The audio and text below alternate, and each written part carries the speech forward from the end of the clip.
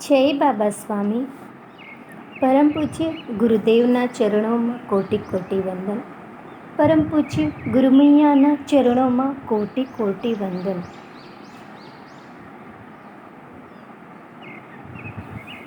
वह एक दिव्य अनुभूति ही है। माँ अपने से अधिक अपने बच्चा का ध्यान रखती है। बच्चा अबोध होता है। इस कारण सदैव अगर माँ का चित्त अपने बच्चे पर होगा तो माँ को भी एक आध्यात्मिक ऊंचाई प्राप्त हो जाती है। माँ और बच्चे का संबंध शरीर का नहीं आत्मा का होता है। इसीलिए बच्चे ने जीवन में क्या कमाया, क्या पढ़ाई की, क्या प्रगति की, यह अगर देखना हो तो उसकी माँ से उसके संबंध कैसे है, उसकी माँ किस हाल में है, उसी का महत्व है। वह माँ को कितना याद करता है। जो जीवन की भाग दौड़ में माँ को भूल जाते हैं उन्हें उनके आखिरी वक्त में माँ से माफ़ी मांगते हुए रोज़ मैं देखता हूँ। मरते वक्त माँ ही याद आती है। उन्हें माँ के साथ किया गया उनका दुर्व्यवहार याद आता है। पहले 10 साल बच्चों माँ पर ही पूर्ण निर्भर होता है और अपने जीवन के आखिरी 10 साल माँ बच्चे पर निर्भर होती है। माँ ने जैसे उसकी देखभाल की, बच्चे ने भी वैसी ही देखभाल माँ की करना चाहिए। करते हो क्या? अपने आप से प्रश्न करो। अगर उत्तर हाँ में है तो अच्छी बात है, ना में है तो क्यों नहीं कर पा रहे हो?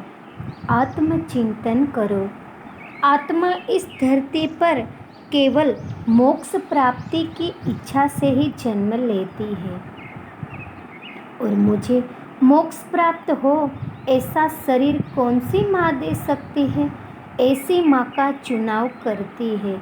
यानी माँ मोक्ष प्राप्ति के मार्ग की प्रथम पादान है।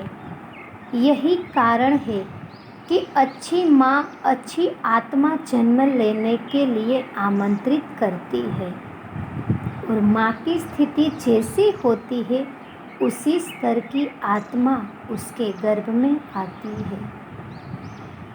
ऐसे बच्चे आमंत्रित बच्चे कहलाते हैं। बच्चे के जन्म में भी माँ की स्थिति का बहुत बड़ा योगदान होता है।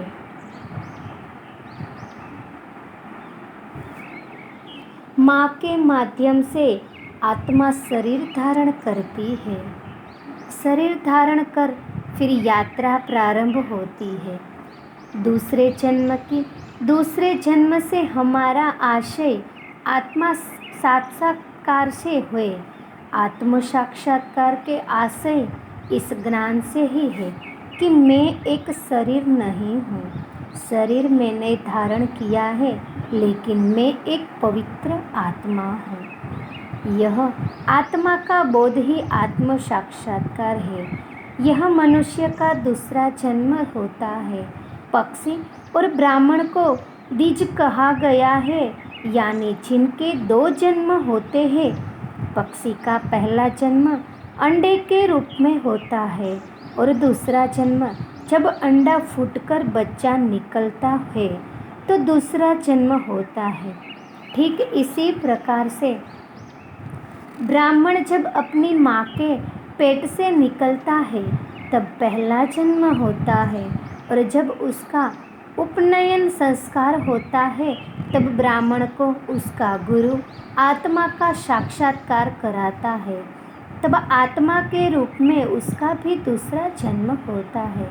इसी कारण से पक्षी को और ब्राह्मण को द्विज कहते हैं। ब्राह्मण यानी जिसने ब्रह्म का ज्ञान प्राप्त किया वह ब्राह्मण कहलाता है। केवल ब्राह्मण जाति में पैदा होना काफ़ी नहीं होता। आत्मा को कौन सा माध्यम साक्षात्कार कराने वाला है वह माध्यम भी निश्चित होता है, लेकिन उस माध्यम तक पहुँचने में ही कई जन्म लग जाते हैं और कई बार आत्म साक्षात्कार पाकर भी आत्म साक्षात्कार का एहसास भी उस जन्म में नहीं होता है। प्रायः इसमें दो प्रकार होते हैं। पहला प्रकार यह होता है, पूर्व जन्म में अच्छे कर्म किए और अच्छा सानिध्य मिला, इसीलिए इस जन्म में आत्म साक्षात्कार प्राप्त हो गया, लेकिन उसे उसकी न तो प्यास थी और न उसका कोई महत्व था, इसीलिए वह मनुष्य आत्मा साक्षात्कार पाकर भी अंतर्मुख नहीं होता है। अभी भी उसे क्या मिला वह जान नहीं पाता और अभी भी परमात्मा को बाहर खोजना उसका प्रारंभ ही रहता है। वास्तव में सच तो यही है कि आध्यात्मिक क्षेत्र में आत्म साक्षात्कार अंतिम लक्ष्य है। इसके आगे न किसी को कुछ प्राप्त हो सकता है और इससे अधिक न कोई किसी को दे सकता है। आत्म साक्षात्कार प्राप्त होने के बाद सारी आध्यात्मिक प्रगति स्वयं आत्मा को अपनी साधना करके ही करना होती है। यह त्रिवार सत्य है। तो पहली प्रकार की आत्माएं उपरोक्त प्रकार की होती है और दूसरे प्रकार की आत्माएं वे होती है जिन्होंने पूर्व जन्म में ही आत्म साक्षात्कार का महत्व जाना होता है और उन्होंने पूर्व जन्म में आत्म साक्षात्कार प्राप्त करने के लिए साधना की होती है। ऐसी आत्माओं को जब इस जन्म में आत्मा साक्षात्कार प्राप्त होता है तो वे एक प्यासे की तरह उसके महत्व को समझते हैं और फिर वे आत्म साक्षात्कार मिलने के बाद ही अंतर्मुख हो जाते हैं, क्योंकि उनको परमात्मा की प्राप्ति हो जाती है। उनकी परमात्मा की खोज ही समाप्त हो जाती है और फिर वे समाधान को प्राप्त हो जाते हैं कि मैंने मेरे जीवन में परमात्मा को पा लिया। यह मनुष्य जीवन का सबसे बड़ा समाधान है। यह समाधान प्राप्त होने पर ही मनुष्य संपूर्णतः अंतर्मुखी हो सकता है। मनुष्य के जीवन की सारी खोज समाप्त हो जाती है, क्योंकि वह मनुष्य जीवन में उस माध्यम तक पहुंचा जिसे परमात्मा ने उस तक पहुंचने के लिए रूप के माध्यम को अपनाया है। परमात्मा तो एक अविनाशी शक्ति है। वह केवल कल भी विद्यमान थी, आज भी विद्यमान है और कल भी विद्यमान रहेगी। परमात्मा की अविनाशी शक्ति आज जिस माध्यम में रूप में विद्यमान है उस तक आप अपने जीवन में पहुँचे, यही प्रत्येक आत्मा की शुद्ध इच्छा होती है। आत्मा को जन्म देने वाली यह उसकी माँ ही है।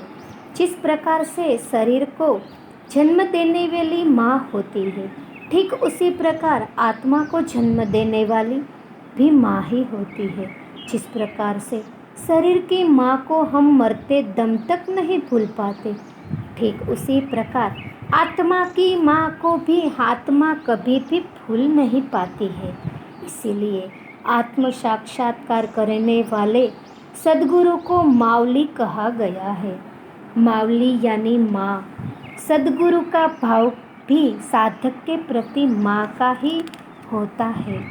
जिस प्रकार से माँ बच्चे को 9 माह गर्भ में रखती है, ठीक उसी प्रकार से सद्गुरु भी अपने साधक को 9 माह चित्त में रखता है।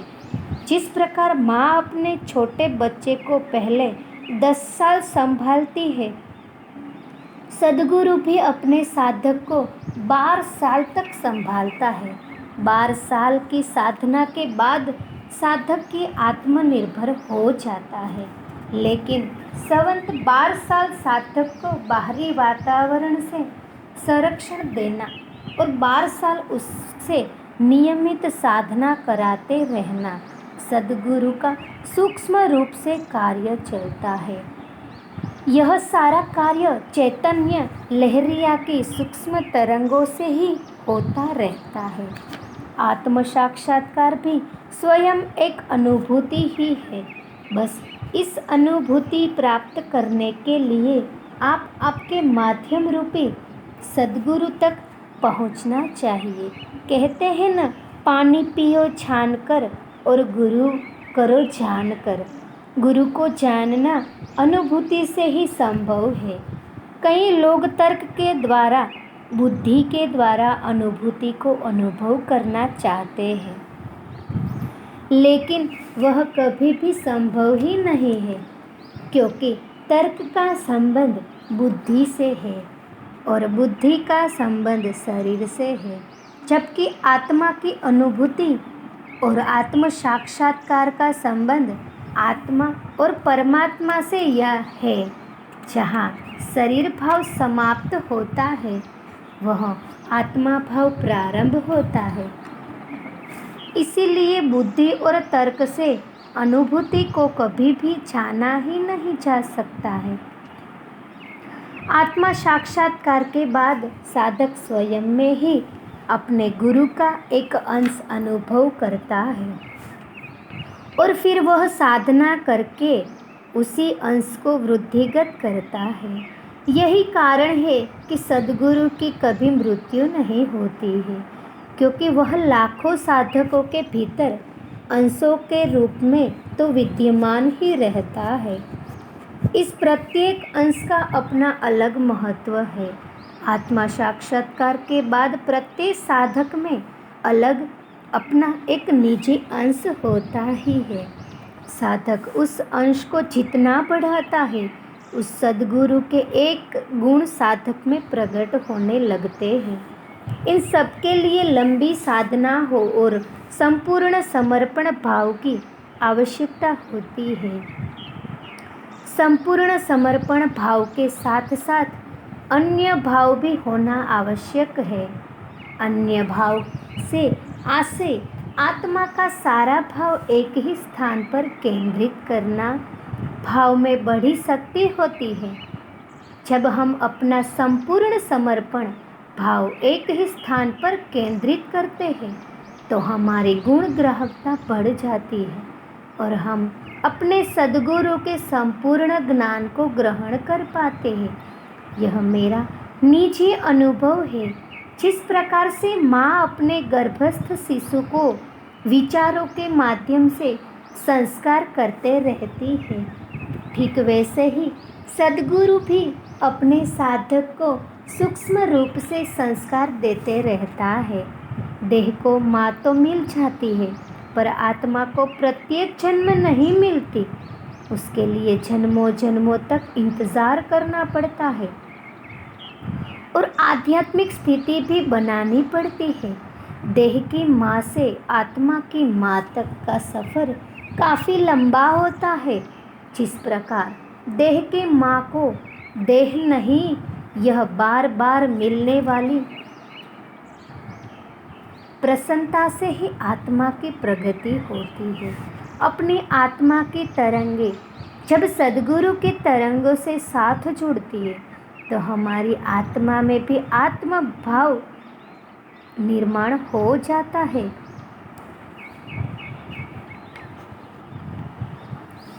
वैसे ही आत्मा की माँ को आत्मा मोक्ष की प्राप्ति होने तक नहीं भूल पाती।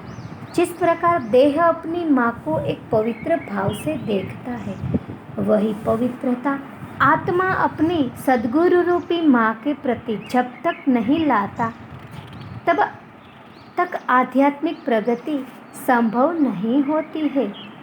जिस प्रकार देह की माँ एक ही है इस संसार में, वैसे आत्मा की माँ भी सारे विश्व में एक ही है। ऐसी भावना निर्माण होनी चाहिए। तब हम अपने आत्मा की माँ के सभी सद्गुण, सभी संस्कार ग्रहण कर पाते हैं। हम धीरे धीरे उसके जैसे ही हो जाते हैं। साधक तो अपनी आत्मा की माँ सद्गुरु का प्रतिनिधि ही होता है। आपको देखकर ही आपके सद्गुरु का भास होना चाहिए। यह तब संभव है जब आपकी आत्मा तरंगों के माध्यम से ही सद्गुरु की तरंगों के साथ जुड़ी हुई हो और आपका अपना निजी अस्तित्व ही न हो। तो आपको देखकर ही अपने सद्गुरु की जानकारी सामने वाले को हो जाना चाहिए। आप नियमित ध्यान और भाव साधना करके अपने सद्गुरु के साथ जुड़ सकते हो। भाव साधना से मेरा आशय भाव करना कि आप अपने सद्गुरु के सानिध्य में ही है। सद्गुरु के प्रतिदिन दर्शन होना संभव नहीं है, न ही प्रतिदिन उसके प्रवचन सुनना संभव है और न ही प्रतिदिन उनके साथ ध्यान साधना करना संभव है। लेकिन जब भी अपने जीवन में ऐसे सानिध्य के क्षण मिले हो, उन्हें अपनी डायरी में लिख कर रखो और बार बार पढ़ो, तो आप आपकी उस सानिध्य की पवित्र स्मृतियों में जाएंगे और आप भाव करो कि आप प्रत्यक्ष सानिध्य में ही है। यह भाव की साधना अपनी आत्मा को उनकी आत्मा के साथ जोड़ती है और हम इस भाव साधना के माध्यम से उनके सानिध्य को महसूस करते हैं और हमारी आत्मा को प्रसन्नता प्राप्त होती है। यह बार बार मिलने वाली प्रसन्नता से ही आपकी प्रगति होती है। अपनी आत्मा की तरंगे जब सद्गुरु के तरंगों से साथ जुड़ती है तो हमारी आत्मा में भी आत्मभाव निर्माण हो जाता है। आत्मभाव निर्माण हो जाने पर आत्मभाव के गुण भी प्रकट होने लग जाते हैं। हमारे में प्रथम क्षमा का भाव आता है। हम सभी को क्षमा कर देते हैं तो हमारा चित्त पवित्र हो जाता है। क्षमा करने के लिए एक शक्तिशाली आत्मा बनना आवश्यक होता है। एक सशक्त आत्मा ही क्षमा कर सकती है। हमारी आत्मा भी सद्गुरु के सानिध्य में सशक्त हो जाती है और हम सभी लोगों को और अपने आप को भी क्षमा कर देते हैं। विशेष यह कि हम क्षमा कर पाते हैं क्योंकि क्षमा कभी भी अशक्त आत्मा नहीं कर पाती है। संपूर्ण क्षमा करना सद्गुरु का पवित्र भाव है। वह हमारे में अनायास ही समर्पण भाव से आ जाता है। दूसरा, समर्पण भाव से धीरे धीरे हमारा भूतकाल हम भूलने लग जाते हैं और वर्तमान काल में ही रहने की आदत सी हो जाती है। हम लाख चाहे अपने भूतकाल को भूल जाए पर वह संभव नहीं होता। लेकिन जैसे ही हम संपूर्ण समर्पण अपने गुरु के प्रति करते हैं, हमारे में वर्तमान में रहने का भाव अनायास ही आ जाता है क्योंकि सद्गुरु सदैव वर्तमान में रहते हैं और गुरुचरण वह स्थान है जहाँ सदैव वर्तमान में रहने वाली पवित्र और शुद्ध आत्माएं की एक बड़ी सामूहिकता रहती है। इसीलिए जब हम किसी सद्गुरु को समर्पित होते हैं तो अनायास ही एक बड़ी सामूहिकता के कारण हमें एक आध्यात्मिक ऊंचाई प्राप्त होती है। जो आध्यात्मिक ऊंचाई प्राप्त करना हमारे लिए कभी संभव नहीं होता। आध्यात्मिक प्रगति के लिए शून्य की अवस्था पाना अत्यंत आवश्यक होता है, जो अकेले से प्रयास से संभव नहीं होता है। इसके लिए सामूहिक प्रयास में ही जाना होगा। अगर हम केवल माँ के बारे में ही जानेंगे तो यह बाप के साथ अन्याय हुई होगा। माँ बाप ये दोनों ही शब्द साथ साथ होते हैं, जबकि माँ की चर्चा सभी कवि भी करते हैं लेकिन बाप की चर्चा कोई भी नहीं करता है।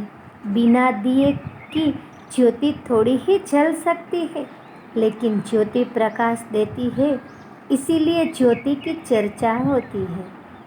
बाप वह दिया है जो ज्योति के लिए तेल संभाल कर रखता है। बाप वह है जिसके स्वयं के कपड़े भले ही फटे हो, बच्चों को नए नए कपड़े लाकर देता है। घर की सबसे अधिक चिंता बाप को ही होती है। बच्चे भले ही बाप का मजाक उड़ाते हो, वह बच्चे को भले के लिए ही सदैव प्रयत्नशील रहता है। अनाड़ी बाप के बच्चे भी पढ़े लिखे होते हैं। अपने से अधिक अपने बच्चे को कष्ट मुझे मेरे जीवन में भोगने पड़े, वह कष्ट मैं मेरे बच्चे को न भोगना पड़े, सदैव इसका वह प्रयत्न करता है। इसीलिए वही घर का कर्ता कहलाता है। कर्ता यानी घर के लिए ही करने वाला। जब जीवन में कोई बड़ा संकट आता है, तब माँ नहीं बाप ही याद आता है। बाप का हृदय बहुत विशाल होता है। वह बड़े संकटों से भी अपने परिवार की रक्षा हंसते हंसते करता है और संकटों का आभास भी अपने बच्चों को होने नहीं देता है। बाप का ध्यान सदैव अपने कमज़ोर बच्चे पर होता है। बाप सदैव उससे भी अच्छी स्थिति में देखना चाहता है। बच्चे की नौकरी के लिए दूसरे के सामने बाप ही गिड़गिड़ाता है। अपनी बच्ची के लिए अच्छा लड़का खोजने के लिए बाप ही दूसरों की चौखट पर जाता है। जिस घर में बाप नहीं होता, उस घर के सदस्यों को पूछो कि बाप क्या होता है। बाप की उसके जीवन काल के बाद ही याद आती है। उसका डांटना, चिल्लाना, गुस्सा करना केवल अपने बच्चों को अच्छे संस्कार हो, इसके लिए होता है। बाप सदैव अपने बच्चों के माध्यम से दूसरा जीवन जीता है। उसके बच्चे सुखी है, खुश है, प्रसन्न है, तो वह भी खुश है, सुखी है। वह सदैव अपनी औलाद प्रगति करे, यही चाहता है। उसके लिए वह अपने सुखों को भी अपने बच्चों पर निछावर कर देता है। वह सभी को समान प्रेम करता है, लेकिन जो अतृप्त बच्चे होते हैं, वे उस पर आरोप लगाते हैं, आप मुझे नहीं प्रेम करते, दूसरे बच्चे से अधिक प्रेम करते हैं। वास्तव में यह सोचना अतृप्ति के भाव के कारण होता है। बाप के शब्द बच्चों के अंतर्मन तक पहुँचते हैं, इसीलिए प्रायः बाप ने न रहने पर वह शब्दों और तरंगों के माध्यम से अपने बच्चों के पास सदैव रहता है। बाबूजी ऐसा कहा करते थे, माँ बाप यह एक ही शब्द है, हम बेकार में उसे अलग अलग रख कर देखते हैं। बाप को घर का छत यूं ही नहीं कहा है। माँ की जब बात आई तो बाप का भी उल्लेख करना आवश्यक था, क्योंकि बाप बेचारा सदैव अपेक्षित ही रहता है। सद्गुरु तो एक माँ की और एक बाप की दोनों की भूमिका करते हैं, इसीलिए सद्गुरु को माई बाप कहते हैं। वह एक माँ की तरह आत्मा को जन्म देती है और एक बाप की तरह उस जन्मी आत्मा का लालन पालन भी करते हैं। प्रत्येक आत्मा को इस जीवन में ही ऐसे सद्गुरु प्राप्त हो, यही प्रभु से प्रार्थना है। आप सभी को खूब खूब आशीर्वाद। आपका बाबा स्वामी। आत्महत्याएं क्यों?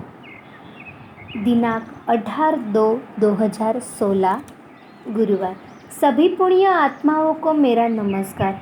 करीब 10 साल से यह बात मैं कह रहा हूँ कि समाज में एक तरफा ही बुद्धि का विकास हो रहा है और इसके कारण इस प्रकार का समाज में असंतुलन निर्माण हो रहा है।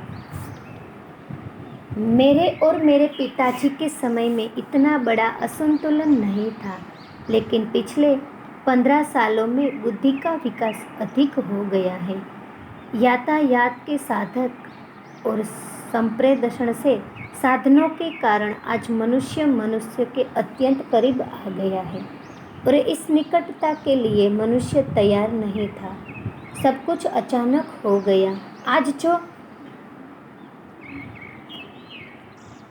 55 साल से ऊपर है, उनको तो इस बदलाव का कोई फर्क नहीं पड़ता, क्योंकि 40 साल तक मनुष्य तैयार हो जाता है। लेकिन जो कम उम्र के हैं, 20 साल के करीब है, उन पर इस बदलाव का बड़ा बुरा असर पड़ा है। और आज की युवा पीढ़ी बस बदलाव के लिए तैयार नहीं है।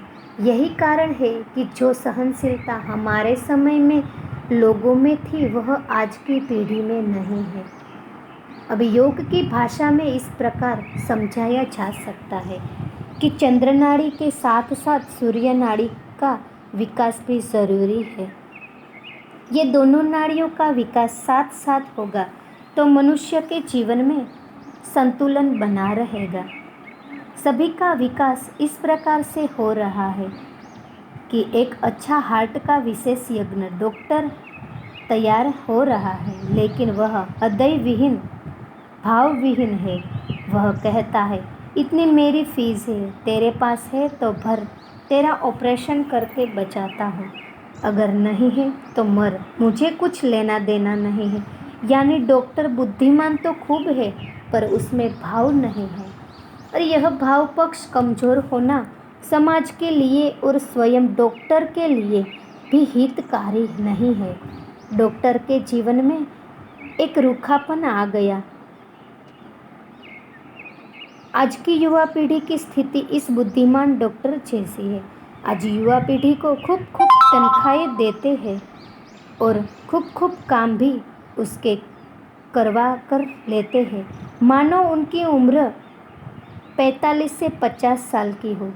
और वे इतने मानसिक दबाव में कार्य करते हैं कि उसकी उम्र ही कम हो जाती है। 20 से 40 की उम्र के आत्महत्या करने का प्रतिशत अपने देश में सबसे अधिक है। अब प्रकृति का संतुलन भी देखो, लड़के की संख्या लड़कियां से भले ही अधिक हो, पर आत्महत्या करने वाले में लड़कों की संख्या अधिक होती है। युवतियों की सहनशीलता जन्म के समय से ही लड़कों से अधिक होती है। युवक जन्म से ही मानसिक रूप से कमज़ोर होते हैं और फिर आज के समय में शिक्षा का मानसिक दबाव, नौकरी का मानसिक तनाव, दिए गए लक्ष्य की चिंता। मुझे याद है, एक बार मलेशिया में एक बड़ी कंपनी ने अपने अधिकारियों को गोल लक्ष्य दिए थे। उनसे वे असंतुलित हो गए थे। उन्हें संतुलित करने के लिए ध्यान का शिविर करने को बुलाया था। मैंने उन्हें कहा था, आप और गोल एक हो गए हैं, तो गोल को पूर्ण कौन करेगा? आप गोल से बाहर निकलो तो अपना गोल पूर्ण कर सकते हो। आज के युवा वर्ग की समस्या यह भीतर का ही संतुलन है, जिसके कारण थोड़ा सा भी बाहरी दबाव उन्हें तोड़कर रख देता है और उस दबाव को वे जीवन में भी अधिक महत्व देते हैं और आखिर आत्महत्या कर लेते हैं। वह यह नहीं समझ पाते कि परीक्षा, नौकरी, लक्ष्य और सब जीवन से अधिक नहीं है। इन सब का एक ही उपाय है, अपने भाव पक्ष को सशक्त करो। गाने सुनो, संगीत सुनो या बजाओ, पेंटिंग करो, भजन करो। आप जीवन में किसी को भी भगवान मानो और उसका एक अंश आपके भीतर है, उसका एहसास करो। और कितना भी बुरा समय आया तो भी भाव रखो कि वह भगवान मेरे साथ है। आप ध्यान धारणा भी नियमित करके अपनी दोनों नाड़ियों को संतुलित कर सकते हैं। अपने भीतर का संतुलन एक नींव के समान आधार देता है। आप ध्यान करके अपना आभामंडल बनाइए तो आपको कभी आत्महत्या का विचार भी नहीं आएगा। आप कोई भी ध्यान की पद्धति अपनाओ, आखिर ध्यान तो परमात्मा क्या ही होता है। आप ध्यान पद्धति पर चर्चा मत करो, कौन सी अच्छी है, कौन सी बुरी है। आपको जो अच्छी लगे करो, लेकिन करो। और 21 साल के समर्पण ध्यान योग के प्रचार के अनुभव के आधार पर यह कह सकता हूँ, यह ध्यान की पद्धति मनुष्य को मनुष्य से जोड़ती है और शरीर का भाव कम करती है और आत्मा भाव को बढ़ाती है। इस पद्धति से साधना करने के बाद साधक जान जाता है कि मैं एक पवित्र आत्मा हूँ। जय बाबा स्वामी।